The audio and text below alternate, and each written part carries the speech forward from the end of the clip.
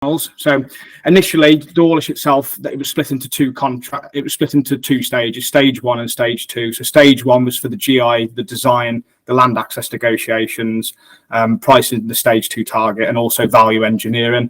And the reason why it was split into 2 stages is because the client wasn't sure whether they had enough money to complete the full contract and the full scope of works because of inflation at the time. We'd just come out the back of the pandemic, material prices had inflated, etc. So Sensat, we initially got into contract with Sensat to do the drone survey so we could start building the design. And then in the background, I started working on the actual model itself. I did when we came to the job is to upload all of the information in regards to the CBUs. So by CBUs, we mean cliff behavioural units. And between the start of our work site and the end of our work site, we're working between CBU 17 and CBU 26. So initially, like I said, it was a difficult job to survey. It would have taken a lot of time to manually survey all of this job just because of the length of the work site.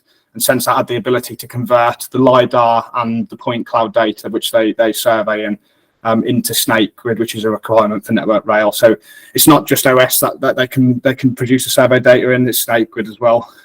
So I uploaded all the information in regards to the CBUs which we were working in there, and then inside of the CBUs, then we can start to add attachments into there. So this allowed me to kind of start looking at planning the access for the GI requirements for each of the CBUs. So you've got information related to where we were doing drills and bores into the side of the cliff, tells you the kind of key, where we were doing at the sort of drops.